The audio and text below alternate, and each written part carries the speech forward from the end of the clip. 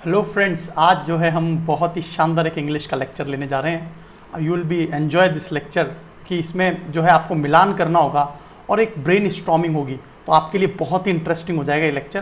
तो हम लोग लेक्चर को कंटिन्यू करते हैं और ये पूरी तरह से वोकैबुलरी बेस्ड एक लेक्चर होगा, राइट। तो देखिए यहाँ पर आपको दिख रहा होगा कि कुछ आपको मिलान करने हैं, है ना।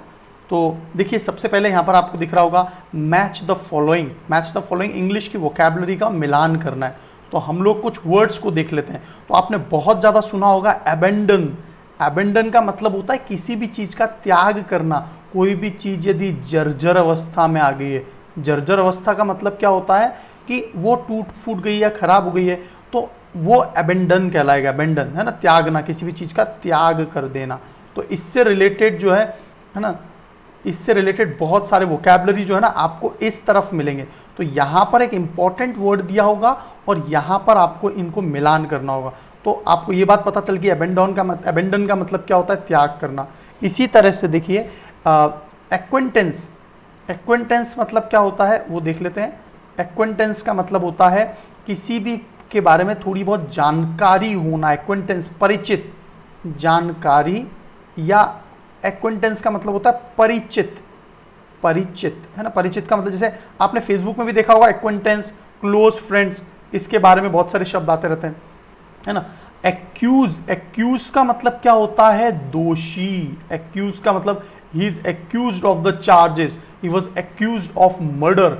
वो दोषी है, मृत्यु, मौत की है उन्होंने और इसलिए वो उसका दोषी है। तो एक्यूज का मतलब होता है दोषी। और यहाँ पर जो एल्ट्रुइस्ट वर्ड आ रही है एग्जाम में बहुत ज्यादा पूछा जाता है। एल्ट्रुइस्ट का मतलब होता है परोपकारी। परोपकारी, एल्ट्रुइस्ट का मतलब क्या होता है, परोपकारी, जो दूसरों की मदद करे। तो देखिए यहाँ पर आपका एक मिलान हो गया। तो देखिए चौथे का आंसर क्या आ गया हमारा, परोपकारी। ये परोपकारी आ गया। तो एल्ट्रुइस्ट के सिनोनिम्स और कौन कौन से हैं, benevolent, he is a benevolent person, he is a kind person, बहुत ही ज्यादा दयालु है। तो काइंड और बेनेवोलेंट दोनों सिनोनिम है।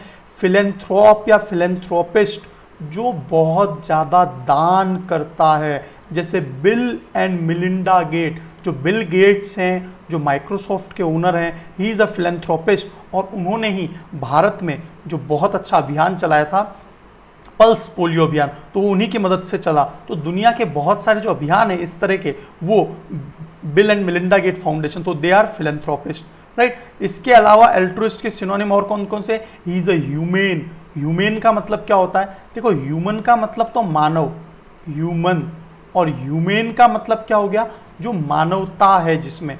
He is a generous person. Generous का मतलब होता है उदार, है ना, जो सबके लिए बहुत ही, है ना, अच्छा, बड़ा दिल रखे, चैरिटेबल हो, जो दान करे। और जो है एक एक बहुत ही अच्छा वर्ड आता है एल्ट्रुइस्ट के लिए, एक और वर्ड बहुत इंपॉर्टेंट वर्ड है, और वो है मैग्नानिमस। मैग्नानिमस, निमस, MOUS। तो मैग्नानिमस का मतलब भी होता है बहुत ही बड़े दिल वाला। तो एल्ट्रुइस्ट के आपको सारे के सारे वोकैबुलरी समझ में आ गए होंगे। तो ये सभी आपको याद रखने हैं। एल्ट्रुइस्ट का काइंड, मैग्नानिमस, बेनेवोलेंट, फिलेंथ्रोप या philanthropist, human, generous and charitable. तो we have covered this fourth. तो फोर्थ का आंसर एक आपको पता चल गया, राइट। इसी तरह से देखिए, है ना, तो आपको ये वाली बात पता चल गई कि एक्वेंटेंस का मतलब क्या होता है, जो परिचित है, थोड़ा बहुत हम जानते हैं जिसके बारे में। तो इस तरह से वोकैबुलरी करने से क्या होगा, आपको वर्ड्स भी तैयार हो जाएंगे। अब देखिए आगे आ रहा है एंटीपैथी। एंटीपैथी का एक मतलब होता है किसी के बारे में दुर्व्यवहार रखना या घृणा। तो किसी भी घृणा के लिए जो शब्द आएगा वो क्या आएगा, एंटीपैथी, किसी से हेट्रेड रखना, घृणा रखना। और देखिए अगला जो वर्ड है वो है एम्बिग्यूअस। तो एम्बिग्यूअस का मतलब होता है किसी भी प्रकार का यदि कंफ्यूजन है तो उसे क्या कहेंगे, एम्बिग्यूअस। किसी भी प्रकार का कंफ्यूजन है ना, मतलब किसी भी तरह का एम्बिग्विटी आ जाए किसी में, तो वो कंफ्यूजन के लिए आता है। और एनोनिमस, एनोनिमस राइटर्स आपने सुने होंगे, गुमनाम। एनोनिमस का मतलब क्या होता है, गुमनाम। गुमनाम का मतलब जो, जिसके बारे में पता नहीं है कि ये जो टेक्स्ट है, कंटेंट है, किसने लिखा है। कई सालों पहले कई सारे स्क्रिप्चर्स, लेख लिखे जाते हैं, तो उनके बारे में पता नहीं होता, तो ये गुमनाम होता है, राइट। तो देखिए यहाँ पर इस तरह के जो वर्ड्स हैं, तो देखिए यहाँ पर आपको एक चीज़ तो समझ में आ गई होगी कि जो एक्वेंटेंस है ना, एक्वेंटेंस, ये एक्वेंटेंस जो वर्ड आ रहा है, इसका मतलब मैंने क्या बताया, इसका मतलब मैंने बताया परिचित, है ना, इसका मतलब मैंने आपको बताया परिचित। तो देखिए एक्वेंटेंस का मतलब होता है परिचित, तो इसका सिनोनिम क्या हो जाएगा, जो जान पहचान है जिसमें, तो कलीग, जो फ्रेंड्स हैं, कंपेनियनशिप, कंपेनियनशिप का मतलब दोस्ती, फ्रेंडली, है ना, एमिएबल, एमिकेबल, ये फ्रेंडली, एमिएबल, एमिकेबल, फ्रेंडली के लिए आता है। तो एक्वेंटेंस का मतलब क्या हो गया, जान पहचान। तो हमारा दूसरे का आंसर भी आ गया और हमारा फोर्थ का आंसर भी आ गया। तो सी किसी का आंसर नहीं हो सकता और बी भी किसी का आंसर नहीं हो सकता, क्योंकि फोर्थ इससे मिल चुका है और सेकंड इससे मिल चुका है। तो आपको समझ में आ रही होगी सारी बात। तो देखिए इस प्रकार से यदि हम लोग वोकैबुलरी करते हैं, इस प्रकार से वोकैबुलरी करते हैं, तो आपका मिलान भी आगे से आगे हो जाता है और आपको जोड़ तोड़ भी करना आ जाता है ना। तो देखिए सभी वोकैबुलरी को आप आराम से कनेक्ट कर सकेंगे। तो जैसे हमने फिलैंथ्रोपिस्ट का देख लिया, जैसे एल्ट्रुइस्ट का देख लिया हमने, क्या मतलब होता है। इसके अतिरिक्त हमने एक्वेंटेंस, इसका मतलब होता है जान पहचान। आपको न सिर्फ वोकैबुलरी बल्कि साथ ही साथ में आपको उनके जो स्पेलिंग है वो भी आनी चाहिए। तो स्पेलिंग्स भी नोट करते हो चलेंगे, क्योंकि बहुत से एग्जाम में मिस स्पेल्ट वाला सेक्शन भी आता है, राइट। तो हम लोग देखिए, तो आगे चलते हैं। तो आपको ये दो चीज कवर हो गई। एक्यूज का मतलब तो बताया था, दोषी है। एनोनिमस का मतलब होता है गुमनाम, है ना। तो ये वाली पॉइंट दोनों क्लियर हो गए होंगे आपको। अब देखिए आगे चलते हैं। एप्लॉज, एप्लॉज का मतलब होता है किसी की प्रशंसा करना या तारीफ करना। एप्लॉज किसके लिए आता है, प्रशंसा या तारीफ के लिए शब्द आता है ना। एप्लॉज किसके लिए आएगा, प्रशंसा या तारीफ के लिए। तो देखिए एप्लॉज, है ना, एप्लॉज का मतलब प्रशंसा या तारीफ के लिए आएगा। तो देखिए कहीं ना कहीं प्रशंसा या तारीफ के लिए कोई शब्द दिया होगा, ऊपर दिया तो ऊपर देख लेते हैं। हाँ, प्रशंसा आ गया। देखिए तो जो एप्लॉज है वो किससे मिल जाएगा, देखिए एप्लॉज का मतलब किसी की तारीफ करना, प्रशंसा करना। तो इसके लिए क्या वर्ड्स आ सकते हैं, प्रेज करना, किसी की तारीफ करना। तो देखिए यहाँ पर ये वर्ड आ जाएगा, ये डी से मिल जाएगा। तो इसका मतलब डी भी किसी के साथ में नहीं मिल सकता। एप्लॉज का मतलब तालीफ, तालियों की गड़गड़ाहट, अपलॉड, है ना, ग्रेट राउंड ऑफ अपलॉड्स, है ना। तो प्रेज का मतलब भी तारीफ हो गया। कमेंडेबल, अपलॉडेबल, एक और वर्ड आता है अपलॉडेबल, तो ये अपलॉज से ही बना है, अपलॉडेबल, लॉडेबल, तारीफ करना। कुडोस, ये वर्ड एग्जाम में बहुत ज्यादा आता है, कुडोस, इसका मतलब होता है यश या प्रसिद्धि। तो कुडोस, तो ये शब्द आपको क्लियर हो गए होंगे, है ना। तो इस तरह से आपका ये अप्लॉज वाला 8th भी कवर हो गया है और ये डी भी किसी का नहीं हो सकता, क्योंकि ये जो है इसके साथ मिलान हो गया। तो इस तरह के मिलान से आपकी बहुत अच्छी ब्रेन स्टॉर्मिंग और एक्सरसाइज हो जाएगी, राइट। अब देखिए आगे देखते हैं। देखिए एंजाइटी, किसी भी चीज की एंजाइटी का मतलब क्या होता है, एंजाइटी का मतलब होता है कि चिंता, व्याकुलता। तो ये एंजाइटी के लिए, तो देखो ये यहाँ पे आपको मिलान भी हो गया। देखिए जी जो है इसका आंसर आ जाएगा। व्याग्रता, किसी भी चीज की चिंता। तो ये anxiety, I have great anxiety. तो एंजाइटी का मतलब किसी चीज की इच्छा, डिजायर भी हो सकता है, वैसे ही पॉजिटिव वर्ड है। डिस्ट्रेस, टेंशन के लिए। ड्रेडफुल, ड्रेड का मतलब भी चिंता के लिए आता है। टेंशन, वरी, तो ये सभी किसके लिए आ जाता है, एंजाइटी, है ना। I am anxious about her, मैं उसके बारे में चिंताग्रस्त हूं, आई एम एंशियस, तो एंजाइटी वहीं से बना है। तो 9th वाला केस भी हमने देख लिया और चिंता का आंसर क्या आ गया, जी आ गया। तो ये आपको एक समझ में आ गया होगा, है ना। तो इसके ये सारे ड्रेडफुल और डिजायर, डिस्ट्रेस, ये सभी इसके सिनोनिम है। एपोलॉजी, एपोलॉजी का मतलब क्या होता है, इस तरह से लगभग जो है ना, आज आप लगभग 70 to 80 प्लस वर्ड्स एक ही लेक्चर में समझ जाएंगे।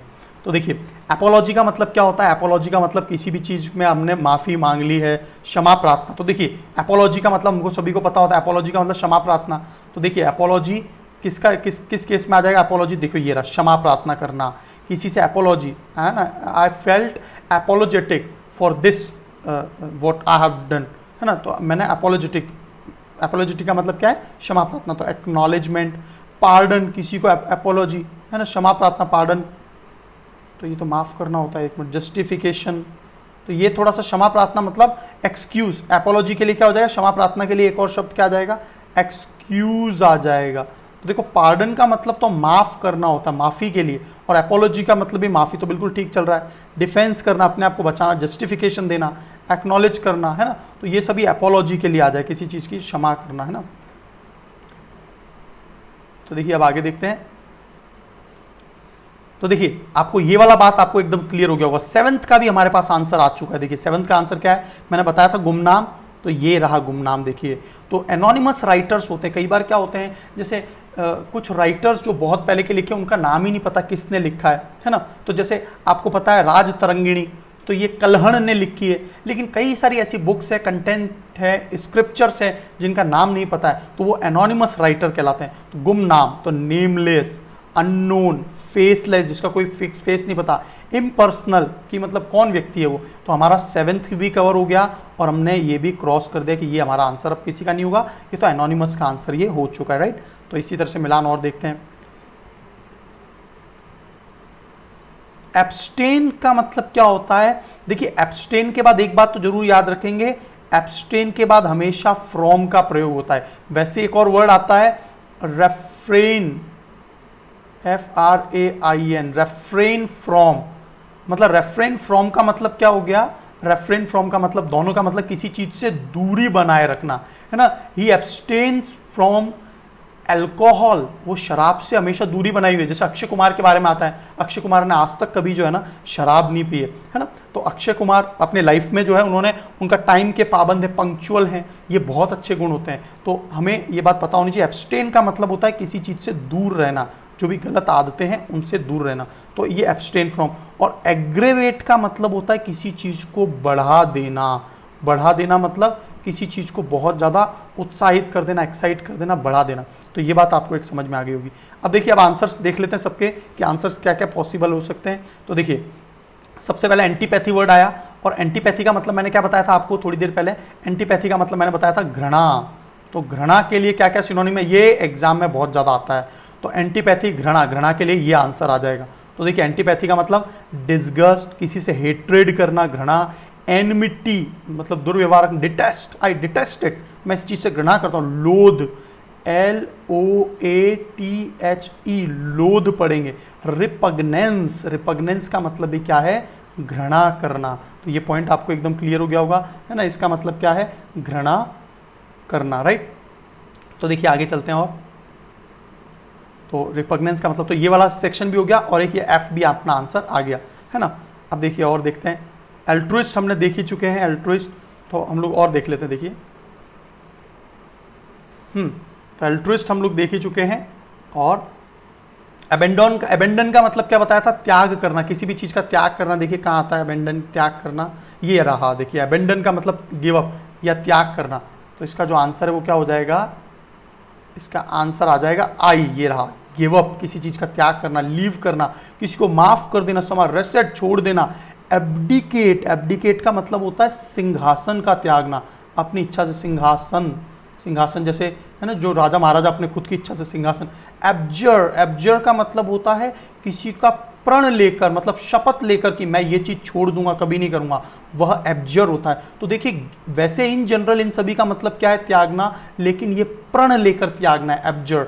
रिनाउंस, रिनाउंस का मतलब होता है गिव अप, रिनाउंस का मतलब क्या होता है, गिव अप। रिनाउंस का मतलब होता है स्व इच्छा से त्यागना, स्व इच्छा से, है ना। स्व इच्छा से त्यागना मतलब क्या हो गया कि जैसे जैसे जिस प्रकार आपने देखा होगा कि जो महात्मा बुद्ध हैं वो स्व इच्छा से उन्होंने सारी चीजें त्यागी थी, तो वो चीज क्या कहलाएगी, स्व इच्छा से त्यागने के लिए जो आता है वो आता है रिनाउंस। तो ये पॉइंट आपको एक क्लियर हो गया होगा, रिनाउंस का मतलब स्व इच्छा से त्यागना, है ना। रिनाउंस का मतलब स्व इच्छा से त्यागना। तो give up, leave, forsake, recede, abdicate, abjure, renounce, ये सभी वर्ड किसके लिए आते हैं, अबेंडन के लिए। अबेंडन का मतलब होता है त्यागना। ये पॉइंट आपको एकदम क्लियर हो गया होगा, है ना। तो इस तरह से आपको बहुत सारे वर्ड्स एक ही लेक्चर में, बहुत ही शॉर्ट एंड क्रिप्स लेक्चर में आपको सारे के सारे वर्ड्स का पता चल जाएगा, है ना। अब देखते हैं और, तो देखिए हमने कौन कौन से देख लिए हैं, हमने देख लिए हैं जो वर्ड्स देख लिए उनको देख लेते हैं। सबसे पहले कि अबेंडन हम देख चुके हैं, एक्वेंटेंस हम देख चुके हैं। अब हम लोग देख लेते हैं, ये बच गया है एक्यूज का मतलब क्या बताया था, दोषी। तो देखते हैं दोषी के लिए कौन से मिलान सही होगा। तो देखिए आगे चलते हैं। दोषी के लिए चिंताग्रस्त, उत्तेजित, त्यागना, दोषी, देखिए ये आ गया। तो हमारा मिलान क्या हो गया, एक्यूज का मतलब होता है दोषी, जिसके ऊपर ब्लेम हो, जिसके ऊपर चार्ज हो, एट्रीब्यूट हो, क्रिमिनेट हो, है ना। कल्प्रिट, दोषी का एक और वर्ड क्या आ सकता है, एक और अच्छा शब्द बताता हूँ, कल्प्रिट। कल्प्रिट का मतलब भी क्या होता है, दोषी। तो कल्प्रिट का मतलब भी क्या कहलाएगा, दोषी है, राइट। तो ये आपको पॉइंट समझ में आ गया होगा, है ना, कल्प्रिट का मतलब दोषी।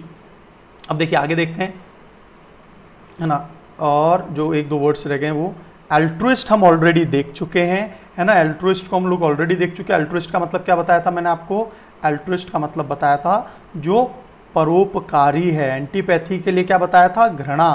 तो ये मिलान हो गया। एम्बिग्यूअस, है ना, एम्बिग्यूअस को भी और देख लेते हैं।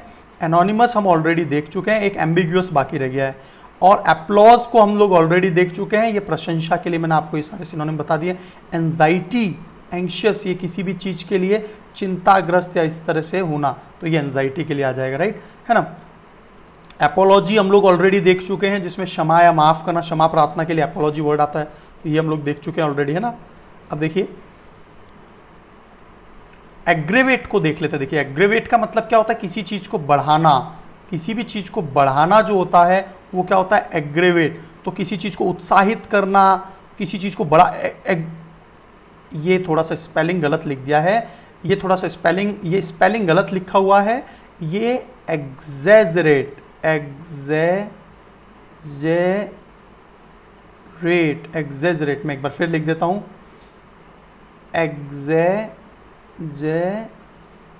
एग्जेजरेट का मतलब क्या होता है, एग्जेजरेट का मतलब बढ़ा चढ़ा के, बहुत ही बढ़ा चढ़ा के बात करना, किसी को इरिटेट करना, एनॉय करना, किसी चीज को बढ़ा देना, एग्रेवेट कर देना। और एक और वर्ड आता है इसके लिए, एग्रेंडाइज। एग्रेंडाइज का मतलब भी बहुत ज़्यादा बढ़ा चढ़ा के, एग्रेंडाइज कर देना, बढ़ा चढ़ा के बात करना। तो ये पॉइंट्स भी आपको एकदम समझ में आ गए होंगे, है ना। तो एग्रीगेट का मतलब क्या है, किसी चीज़ को बढ़ा के बात करना, राइट। तो है ना। अब देखिए, अब जो बचा है कुछ चुनिंदा जो पॉइंट्स बच गए हैं, 2 पॉइंट्स और देख लेते हैं। तो देखिए एब्सटेन जो है उसका मतलब क्या होता है, किसी चीज़ का त्याग करना। एब्सटेन का मतलब होता है फ्री छोड़ देना किसी चीज़ को, है ना। तो देखिए, हाँ देखिए यहाँ पर आपको एक चीज़ दिख रही होगी, यहाँ पर आपको एक चीज़ दिख रही होगी, एम्बिग्यूअस। एम्बिग्यूअस का मतलब क्या होता है, जो डाउटफुल हो, संदेह हो जिस पर, है ना, एम्बिग्यूअस, एम्बिग्यूटी आ जाए। तो इसके लिए क्या शब्द आ जाएगा, कंफ्यूज। मैंने बताया था ना आपको, कंफ्यूज इसका मतलब होता है doubtful. Obscure which is not clear. वेग, वेग का मतलब भी अनक्लियर, याद रखना, अनक्लियर, वेग का मतलब भी अनक्लियर। जैसे हेजी, हेजी शब्द आता है ना, हेजी। डिलेमा, डिलेमा का मतलब भी कंफ्यूजन होता है, आई एम इन डिलेमा।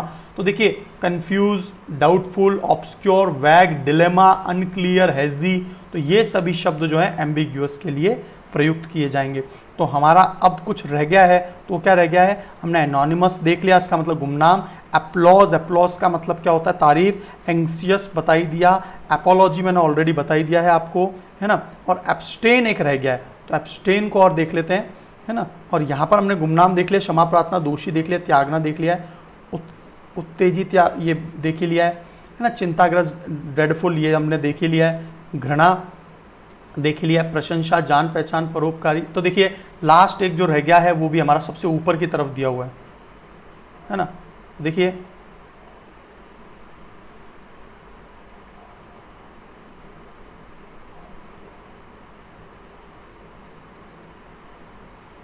देखिए लास्ट जो हमारा जो बचा था वो कौन सा बचा था, तो देखिए यहाँ पर ये जो रेफ्रेन था, रेफ्रेन फ्रॉम या एब्सटेन फ्रॉम, एब्सटेन फ्रॉम। तो एब्सटेन का मतलब क्या हो गया, एब्सटेन का मतलब किसी से दूर रहना, तो अवॉइड करना, डिक्लाइन करना, रेफ्रेन करना। तो इस प्रकार हम लोग एक बार रिवाइज और कर लेते हैं। परोपकारी हमने देख ही लिया, बेनेवोलेंट, फिलेंथ्रोपिस्ट, है ना। जान पहचान के लिए ये सभी वर्ड आते हैं, colleague, friend, praise, commendation, laudable, ये प्रशंसा के लिए वर्ड आते हैं। और जो है ना, प्रशंसा के लिए ये सभी वर्ड्स का प्रयोग होता है। अब देखिए संदिग्ध, अस्पष्ट, कंफ्यूज के लिए, है ना, जो डाउटफुल है उसके लिए ये शब्द होगा। घृणा के लिए डिसगस्ट, हेट्रेड, एनमिटी, डिटेस्ट का मतलब घृणा, लोध, रिपग्नेंस, ये सभी वर्ड घृणा के लिए आते हैं। चिंता, डिजायर, डिस्ट्रेस, है ना, इन सभी के लिए ये वर्ड ड्रेड, टेंशन। उत्तेजित का मतलब ये मैंने आपको बता ही दिया कि ये वर्ड थोड़ी स्पेलिंग गलत लिखी है, इसकी स्पेलिंग मैंने आपको बताई है और ये एग्जाम में बहुत ज़्यादा आती है। एग्जेजरेट, एग्जेजरेट का मतलब क्या होता है, बढ़ा चढ़ा के बात करना, है ना। और गिव अप का मतलब त्यागना, फोरसेक, है ना, गिव अप त्यागना, एब्जॉर्ब, रेनाउंस, ब्लेम का मतलब दोषी, चार्ज, एट्रीब्यूट, है ना, और क्षमा के लिए पार्डन, एपोलॉजी, ये सभी वर्ड आते हैं। तो इस प्रकार क्या है, हमने सभी जितने भी वर्ड्स थे उन सभी को बहुत अच्छे से देख लिया है। और आपके बहुत सारे शब्द जो है ना, जैसे ये रिनाउंस वर्ड बहुत ज़्यादा आता है एग्जाम में, और एब्डिकेट बहुत बार आता है, हेट्रेड, लोथ, रिपग्नेंस, तो ये सभी वर्ड्स आपके बहुत ज़्यादा एग्जाम में आते हैं और इनकी फ्रिक्वेंसी आपको नॉर्मली जो है ना हर पेपर्स में दिखाई देगी। तो इसलिए आप जो है इसी तरह से मैं आपको बहुत सारे कई मतलब है ना हंड्रेड्स ऑफ एक्सरसाइज जो है वो इंग्लिश की करवाऊंगा, क्योंकि मेरे पास ऑलरेडी ये टाइप्ड मटेरियल पड़ा हुआ है ना, तो ये मैंने बहुत मेहनत करके टाइप करवाया था। सो इसी प्रकार आप जुड़े रहें और सभी सब्जेक्ट्स के आपको कंटेंट रेगुलर मिलते रहेंगे। So wish you all the best, God bless you all.